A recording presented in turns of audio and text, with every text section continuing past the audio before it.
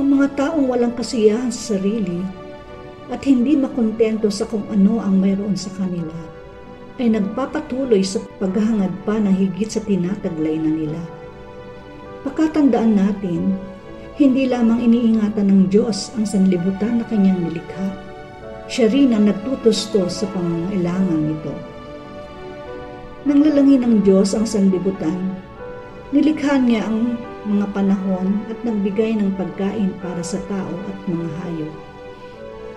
Pagkatapos wasakin ng baha ang mundo, dahil sa labis na kasamaan ng tao, ang Diyos ay nagbigay ng panibagong pangako ng pagtutustos sa pamamagitan ng ganitong salita.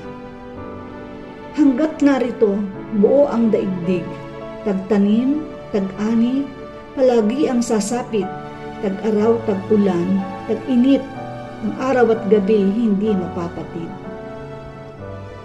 Ano kung gayon ang dapat nating pag-alala? Ibibigay ng Diyos ang ating pangangailangan at hindi tayo magkukulang. Mismo ang Panginoong Hesus ang nagsabi sa aklat ng Mateo, Kabanata 6, talata 31 hanggang 32, ganito ang sinasabi. Kaya't huwag kayong mag-alalang baka kayo kapusin sa pagkain, inumin o damit. Hindi ba't ang mga hintil ang nababahala tungkol sa mga bagay na iyan? Alam ng inyong Ama ang nasa langit na kailangan ninyo ang lahat ng iyan. Buong pananampalataya nating indulog sa Diyos ang ating mga kahilingan at magtiwalang magkakalob siya ng sapat ayon sa ating pangangailangan sa kanyang panahon. Tayo po ay manalangin. Maraming salamat po aming Amang makapangyarihan sa lahat sa mga pangako mong patuloy mong tinutupad.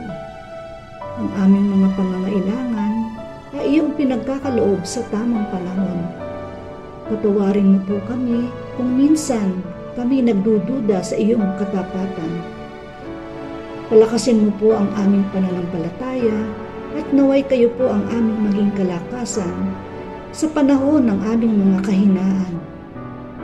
Lubusan namin itinatalaga sa iyo, Panginoon, ang aming mga buhay sa gayon.